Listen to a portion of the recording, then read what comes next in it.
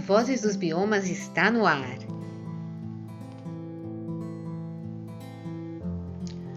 O nosso 110º convidado é o advogado e ambientalista Fábio Feldman. E sua trajetória profissional foi deputado federal em 3 legislaturas até os anos 1990, se destacando como deputado constituinte nos anos 80, com importante contribuição para a introdução do meio ambiente na Constituição brasileira. Feldman teve papel estratégico na Lei da Mata Atlântica, com proposta já em 1992, e na formulação da Política Nacional de Educação Ambiental e de Resíduos Sólidos. Foi relator da Lei da Criação do Sistema Nacional de Unidades de Conservação, do SNUC, e da Política Nacional de Recursos Hídricos, entre outras pautas. Atuou como secretário do Meio Ambiente do Estado de São Paulo entre 1995 e 1998. No terceiro setor também tem passagens importantes na criação da ONG Oikos e da Fundação SOS Mata Atlântica, entre outras instituições e conselhos e colegiados nacionais e internacionais, como o Fórum Paulista de Mudanças Climáticas Globais e de Biodiversidade, e em conferências da ONU.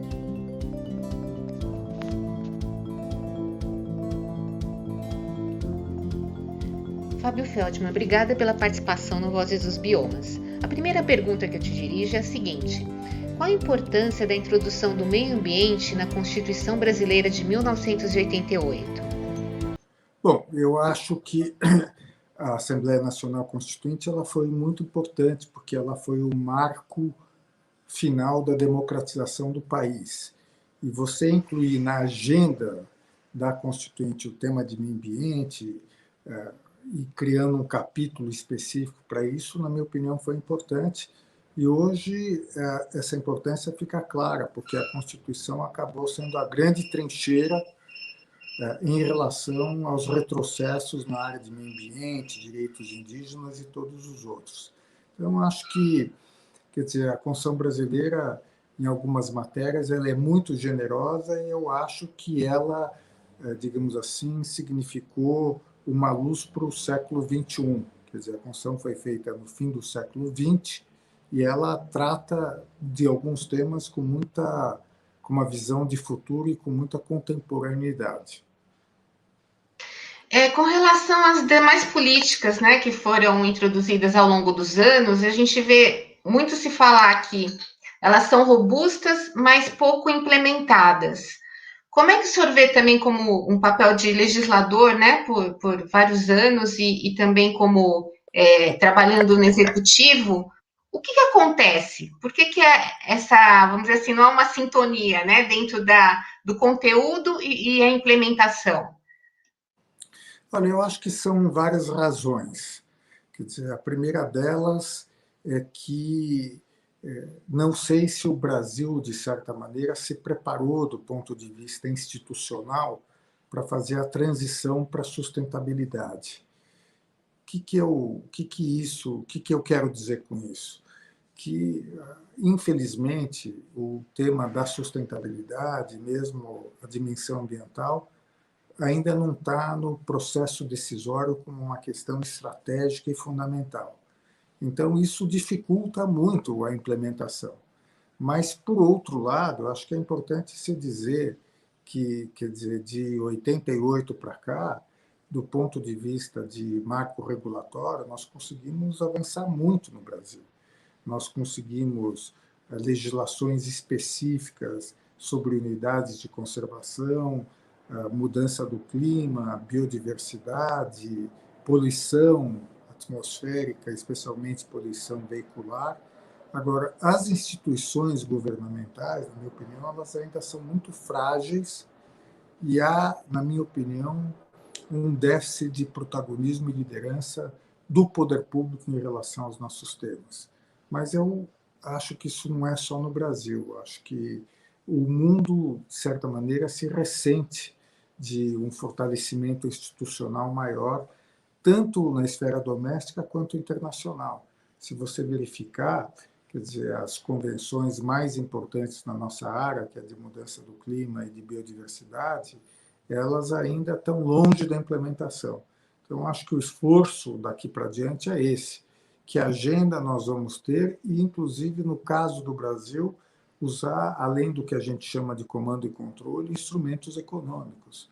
Estimular o que tem que ser feito e desestimular o que tem que ser feito, não apenas do ponto de vista de monitoramento e fiscalização, mas através de medidas tributárias, crédito fiscal, estímulos fiscais, enfim, uma agenda mais robusta na área de instrumentos econômicos. O senhor tem um papel relevante também com a questão da Lei da Mata Atlântica, né? E também por ter sido secretário no estado de São Paulo. Gostaria que o senhor falasse um pouquinho sobre a lei, né, da Mata Atlântica e, ao mesmo tempo, a necessidade de se os outros biomas deveriam ter suas leis próprias também.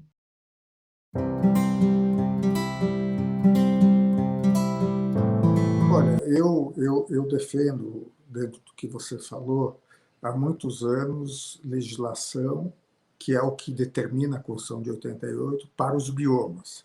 A Constituição de 88 ela define como patrimônio nacional o Pantanal, a Amazônia, Serra do Mar, que, na minha opinião, passa a ser importante até do ponto de vista de desastres naturais, e, enfim, quer dizer, nós temos um único bioma que está protegido, que é a Lei da Mata Atlântica.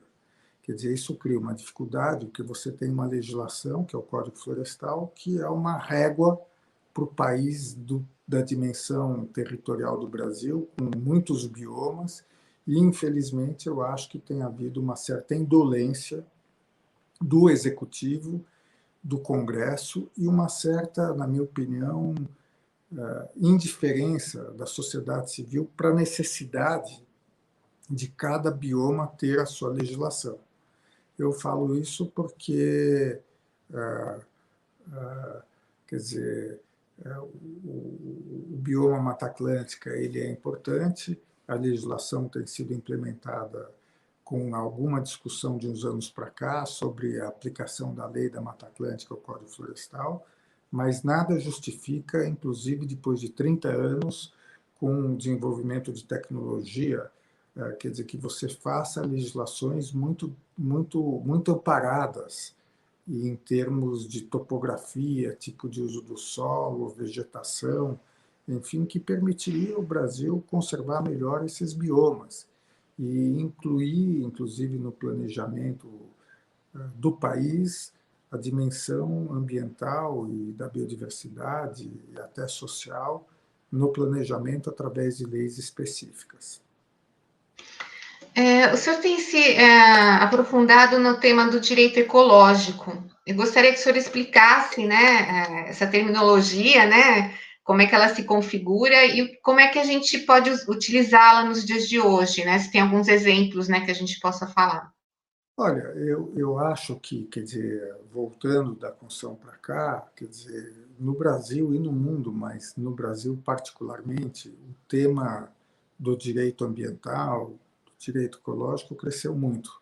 Quer dizer, hoje isso se deve, na minha opinião, basicamente à Constituição de 88 e ao papel que o Ministério Público tem exercido além da sociedade civil, especialmente no governo Bolsonaro. O que isso significa? Que você tem a possibilidade de ir ao Poder Judiciário e, com isso, garantir que não haja retrocesso ou, eventualmente, até muitos avanços. No mundo está crescendo muito a discussão da litigância climática. E a litigância climática ela é importante porque alguns precedentes de tribunais, inclusive no exterior, podem ter repercussão no Brasil. Vou dar um exemplo. A Suprema Corte americana, de alguns anos atrás, decidiu que o EPA, que é o Environmental Protection Agency, tratasse do tema de gases de efeito estufa, quer dizer, no governo do George W. Bush, do Bush filho. E essa decisão ela é importante porque ela, de certa maneira, ela sinaliza para o mundo inteiro que os gases de efeito estufa devem ser tratados como poluentes e deve-se fazer medidas de mitigação. Então, acho que o Brasil, nós temos muitos exemplos positivos em relação a isso. Nós temos um Ministério Público muito atuante e, particularmente nos últimos anos, várias medidas judiciais tomadas no âmbito do Supremo Tribunal Federal têm sido, digamos assim, trincheiras em relação a alguns temas surgidos em função desse governo. Por exemplo, a tentativa de esvaziamento do CONAMA foi impedida por uma decisão liminar do Supremo Tribunal Federal. Alguns anos atrás, houve uma decisão do Supremo definindo que a desafetação de unidade de conservação só possa ser feita por lei e não por medida provisória. Então, nós temos aí, quer dizer, um direito ambiental consolidado, bastante avanço do ponto de vista jurisprudencial e uma avenida pela frente. E, mais do que isso, quer dizer, o direito ambiental hoje, isso é um indicador da sua importância, ele tem, na verdade, quer dizer, advogados especializados nesse tema, você tem, como eu disse, o Ministério Público, você tem um judiciário que está se adaptando, se preparando para isso. Então, eu acho que isso é no campo da governança, eu acho que a possibilidade de ir ao judiciário é muito importante no que você me perguntou antes, que é a implementação da legislação. No tocante aos ativistas ambientais, né, socioambientais, a gente sabe que o Brasil tem um ranking, né, mundial assim, de mortes mesmo, né, e de violência contra ativistas. Como é que o senhor analisa esse tema, né, nesse contexto? Olha, eu acho que o Brasil, quer dizer, quero dizer, de 88 para cá, o Brasil acho que avançou muito na democracia, na defesa dos direitos humanos. Entretanto, quer dizer, nós temos assistido isso que você falou, quer dizer, líderes ambientais, indígenas ameaçados, vulneráveis, e com muitas vezes as autoridades governamentais indiferentes a isso.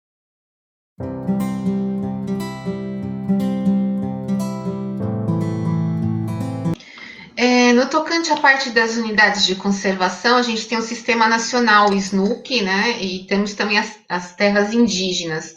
Mas a gente sabe que há uma forte pressão também e também um problema de gestão para poder implementar, né? Enfim, os conselhos, né? Que são necessários, a própria gestão dessas unidades. O que o senhor acha que tem que melhorar, né? Dentro desse contexto? Olha, em primeiro lugar, eu acho que nós temos que defender o SINUC. Quer dizer, o SINUC é muito importante. Quer dizer, ele completou, a legislação completou 20 anos, mais de 20 anos, e eu acho que ela trouxe grandes avanços. E ela está, o SINUC, a legislação, está sob ameaça no Congresso Nacional. Quer dizer, inclusive, nós temos um caso que é um símbolo, que é o do Parque Nacional do Iguaçu, em que há uma tentativa de se permitir a implantação de uma estrada chamada Estrada do Colono, e o Parque Nacional do Iguaçu é o segundo parque nacional do Brasil, inclusive criado pela inspiração do Santos Dumont. Então, acho que, em primeiro lugar, a gente tem que defender o SNUC, ele não é perfeito, mas eu acho que ele representou um grande avanço. O Brasil não tinha uma legislação a respeito desse assunto, até o advento do Sistema Nacional de Unidade de Conservação, que criou as várias categorias. Acho que há uma discussão importante em relação às áreas de proteção integral, porque eu sou um dos que defendem que exista uma categoria de proteção integral, e há uma discussão, inclusive, que eu acho que nos fragiliza, que é permitir, quer dizer, ocupação de áreas de proteção integral e que questiona até o conceito de população, o conceito de área de proteção integral. E acho que, do ponto de vista macro, o grande equívoco do Brasil é não entender que a presença de áreas protegidas, de unidades de conservação, significa uma estratégia de desenvolvimento sustentável, ou seja, onde eu tenho uma unidade de conservação, eu posso promover uma série de atividades econômicas, gerando renda, combatendo pobreza, desigualdade social. Eu acho que essa ficha não caiu no Brasil ainda.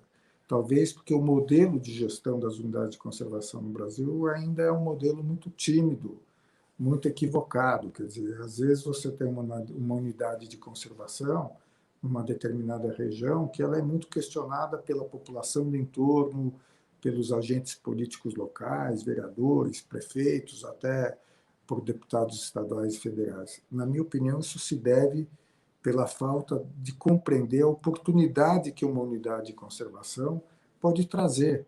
Pode trazer, a depender da categoria, na minha opinião, um turismo sustentável, pode trazer atividades como observação de aves, que no mundo gera muita receita, observação de primatas, como acontece em alguns países na África, e nós, inclusive, não conseguimos compreender isso. Então, acho que a grande discussão das unidades de conservação é como nós podemos transformá-las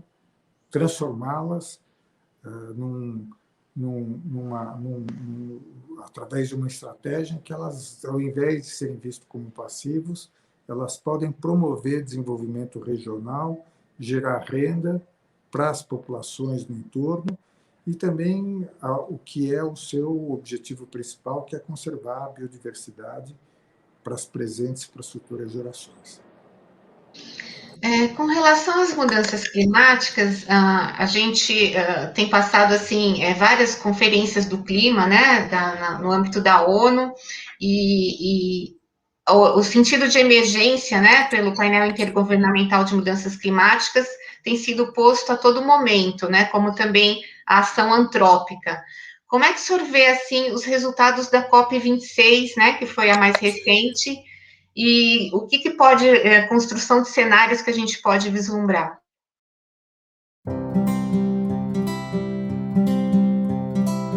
Olha, o que a comunidade científica tem dito, inclusive, como você falou, o IPCC tem assinalado, quer dizer, nós temos um espaço de tempo muito curto para agir. Quer dizer, o Tratado de Paris, ele determina uma meta que é não permitir o aumento da temperatura média do planeta até o fim do século entre 2 graus ou 1,5 graus. Mas para que a gente alcance o resultado de Paris, nós precisamos diminuir muito a emissão de gás de efeito estufa, e não é o que está acontecendo. Então, quer dizer, eu acho que a ciência ou a comunidade científica tem pouca dúvida do que tem que ser feito, mas, enfim, nós não conseguimos colocar na agenda da sociedade, de maneira geral, essa urgência. A COP26 ela foi importante porque ela colocou alguns temas que não estavam na agenda, por exemplo, a necessidade de você abrir mão do carvão mineral, que é o combustível fóssil. Ela colocou, de uma maneira bastante abstrata, a necessidade de reduzir o desmatamento. Quer dizer, então, nesse sentido, a COP ela regulamentou até um certo ponto a questão do mercado de carbono e da precificação. Quer dizer, a COP, do ponto de vista de negociação diplomática, ela alcançou, digamos assim, alguns objetivos. A pergunta é, o que se alcançou lá é suficiente para combater o aquecimento global? A resposta é uma só, não. Quer dizer, e aqui no Brasil, até é um caso interessante, porque o desmatamento aumentou da Amazônia nesses últimos anos, foi sancionada uma lei que permite o uso de carvão mineral, quer dizer, com subsídios do governo. Então, o Brasil, por exemplo, continua na contramão dessa agenda. Agora, aí eu tenho que concordar com a Greta, que é ativista, que tem dito que tem muito blá blá blá e pouca ação. Então, ela tem toda a razão. Quer dizer, COP alcançou seus objetivos em Glasgow, mas se me perguntar se é suficiente, eu diria com certeza absoluta, não é suficiente. Quer dizer, ainda não caiu a ficha. E tendo em vista esse contexto, né, e que principalmente os processos de adaptação são mais difíceis, né, a gente vê que os planos nacionais, os planos, né, estaduais para se implementar, como é que o senhor vê assim a situação do Brasil com esses eventos extremos, né, que a gente vê tanto estiagem seca como inundações, enfim, né, esses dois ângulos que estamos vivenciando aqui no Brasil? Olha, eu diria para você, assim, de início, que eu acho que, de maneira geral, o Brasil tem uma visão equivocada de que a mudança do clima é um assunto do futuro e não do presente. Isso se traduz no despreparo do Brasil para enfrentar os desastres naturais que você se referiu. Quer dizer, todo ano, nessa época, nós assistimos grandes problemas como deslizamentos, enchentes, inundações. A Bahia é um bom exemplo. E até mesmo a compreensão de que não se trata apenas de desastres naturais, mas dos impactos na economia. Quer dizer, o Brasil, que tem uma matriz energética muito baseada na hidroeletricidade, tem sofrido problemas com a falta de chuvas. Quer dizer, as hidroelétricas, na verdade, têm reservatórios e, à medida que não chove, o nível desses reservatórios tem baixado muito.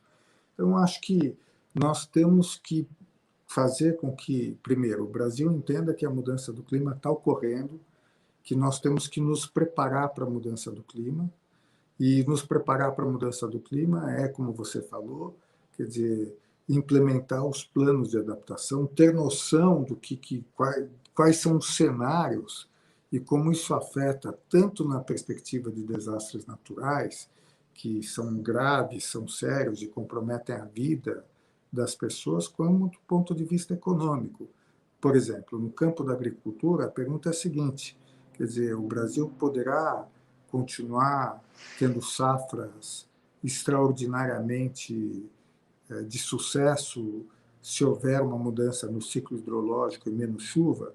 Essas perguntas que a sociedade brasileira tem que fazer, e acho que um dos problemas é o poder público também não compreender isso.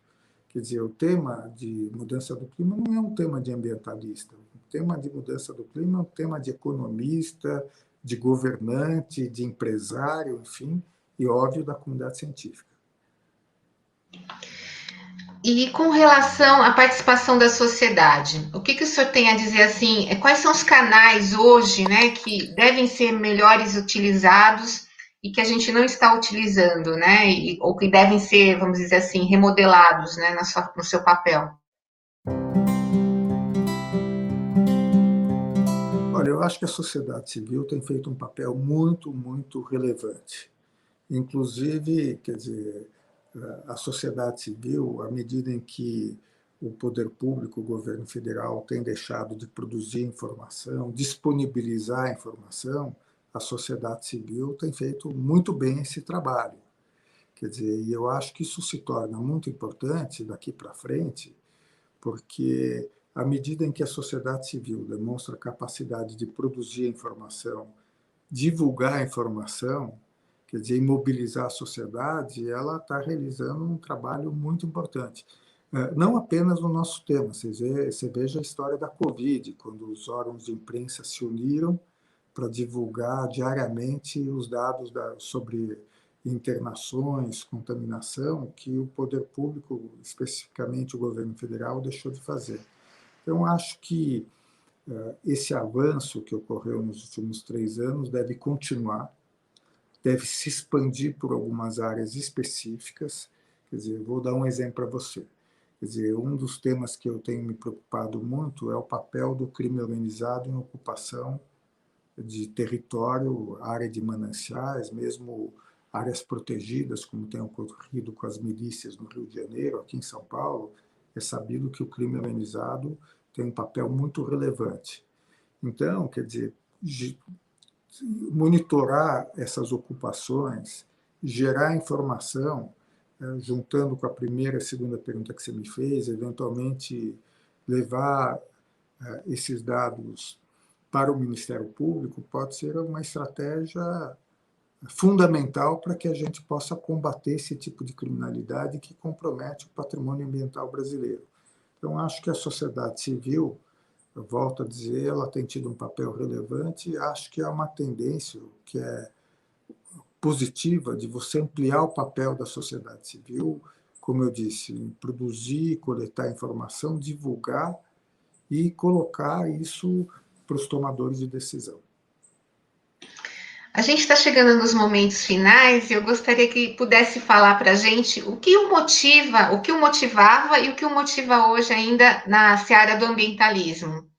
Olha, eu comecei a trabalhar com o meio ambiente quando eu era estudante, quando eu fazia administração de empresas, e foi lá divulgado um livro que marcou toda a minha geração, que era o Limites do Crescimento do Clube de Roma. Eu, a partir daí, me engajei basicamente com sociedade civil, fui para o Congresso Nacional com uma agenda de meio ambiente, quer dizer, não é que já na política partidária eu incorporei a agenda ambiental, foi ao contrário, fui para a política para defender essas bandeiras que são as nossas bandeiras. E acho que o que me motiva é o fato de que a agenda dessa nova geração, da minha geração, até um caráter meio pioneiro, mas das atuais gerações, dos mais jovens, é a importância para o século XXI dos nossos temas. Quer dizer, há 30, 40 anos atrás, ninguém poderia imaginar que mudança do clima, ou seja, um tema que é ambiental, seria o grande tema do século XXI, e ele é. Então, o que me motiva é a gente compreender isso, e eu acho que, do ponto de vista existencial, de uma geração, essa compreensão de que esse tema é um tema fundamental e que o futuro depende do nosso engajamento nesses temas e os avanços que são necessários, que devem ser realizados. Bom, gratidão por sua participação.